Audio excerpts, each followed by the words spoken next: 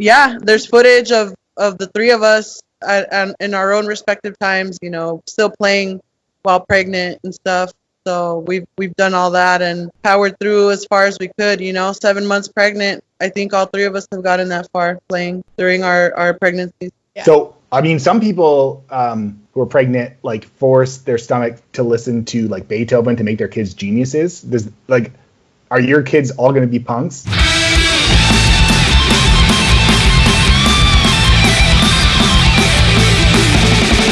Okay, so the first album you guys sent me was actually 2 albums, but it's System of a Down, Toxicity, and their first self-titled album.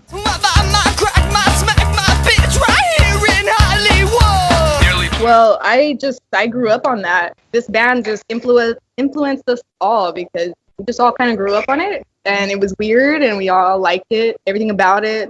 Actually, I remember being in 3rd grade and my cousin had just gotten that album, Toxicity. I heard her bumping it all the time, and she eventually gave it to me because I really, really liked the band. And that was basically when I got into metal. I think System of a Down was just one of those bands that started us on heavy music, and then we, kind of branched off to other things. I think System of a Down probably is the only new metal band that I listen to. System of the Down is the only good new metal band, basically. That we like. Do you guys? Is there anyone here who likes Korn? I love old Korn. What about Limp Bizkit? Do you guys like that band? Jeez. Okay, moving on. Iron Maiden, self-titled.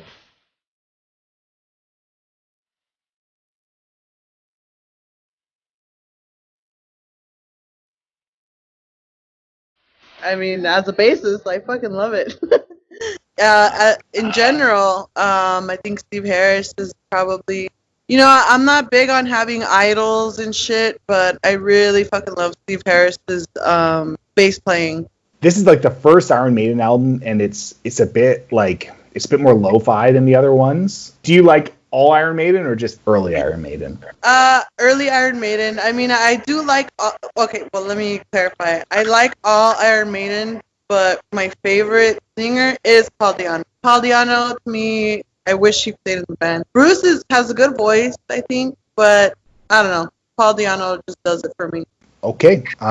Next album is Sacrifice, Forward Toward Termination.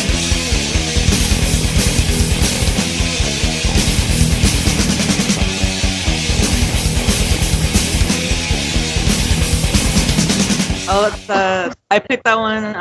I really don't have any deep insight why I like that album. I just gotta say that I always play it when I would go to the gym on the treadmill, so it always got me going. Cool. So their Sacrifice is one of the big 4 Canadian thrash bands, the others being Voivod, Razor, Annihilator. Razor. Yeah. Yeah, we're like Razor.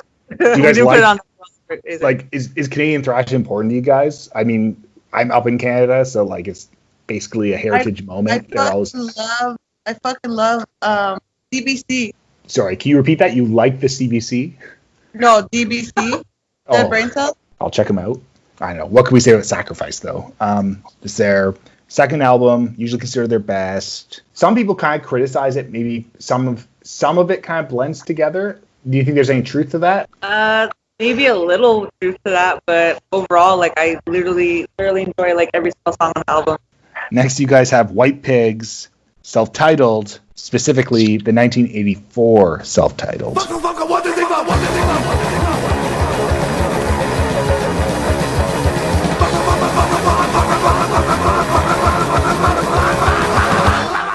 That would be one of my influences. For me, I just love the whole era of 1980 hardcore. I found out about that band when I was probably about 16 years old. I am now 29. They're very simple with everything and straight to the point. That's what I love. So this EP is 8 songs, and it's 8 minutes and 39 seconds. Yeah, exactly. Straight to the point.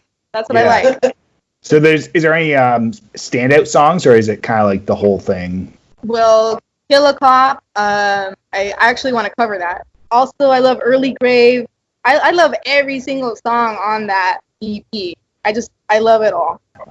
So next, we have Blazing Eye, self-titled East Coast tour tape from 2015.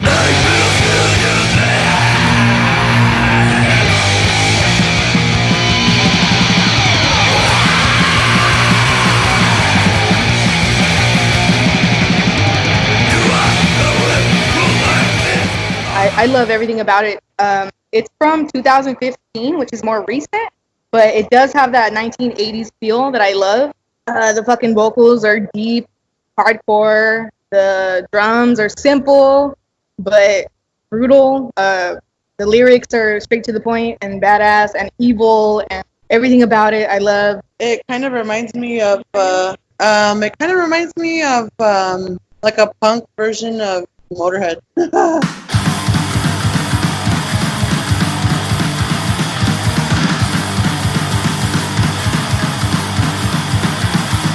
Why is this increasingly secret and pure?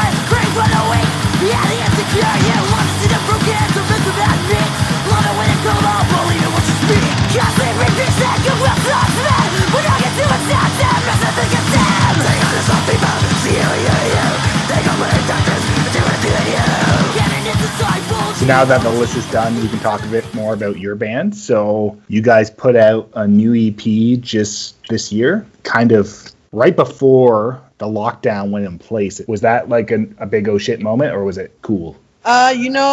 Well, I think once the quarantine happened, like the, lockdown shit happened, it was kind of like, okay, fuck it. We can kind of sit on this for a while, since we had released it right before.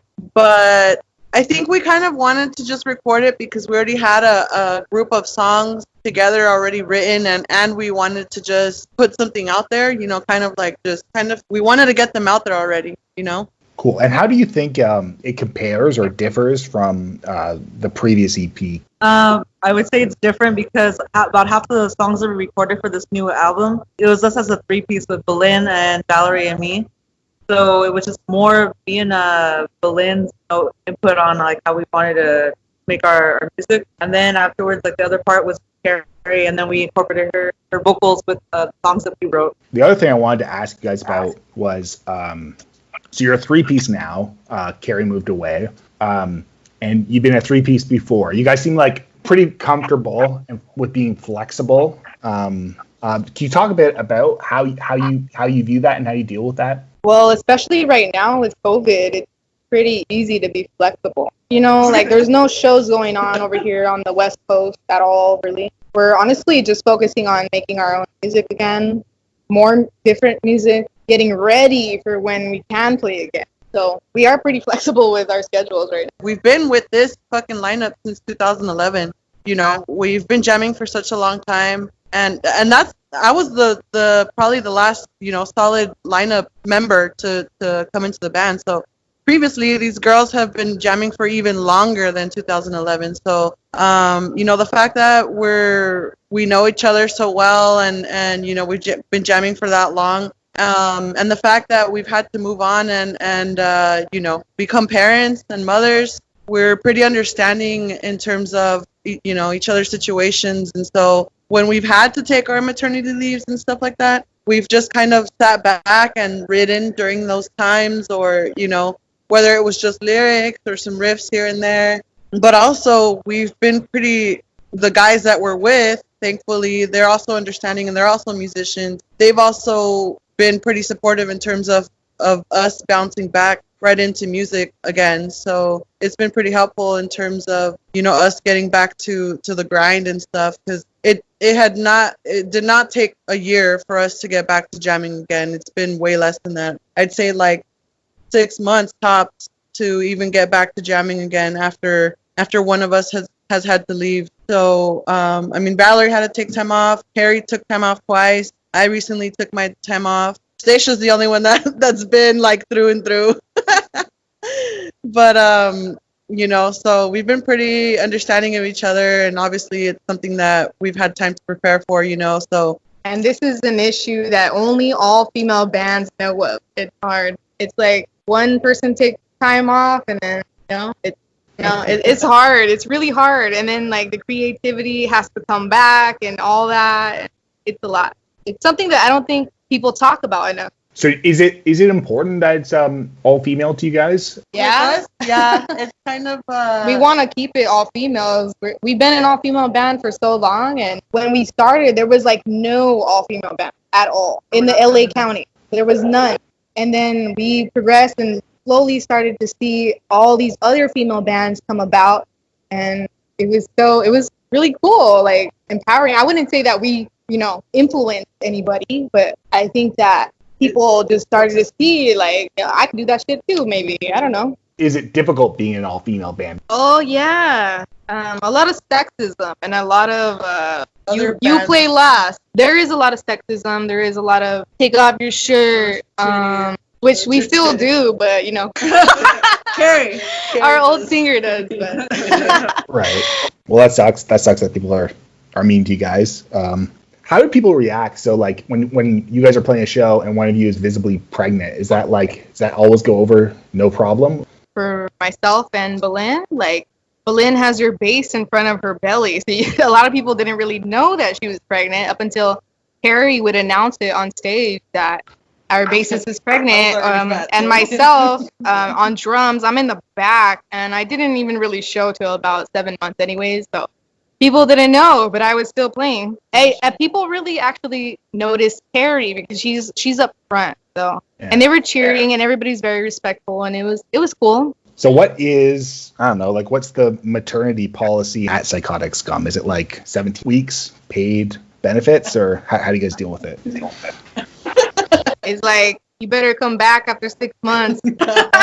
So what's coming up next for the band? Well, we're writing new music right now. We want to write music for our 4th album and hopefully start playing shows again. Okay.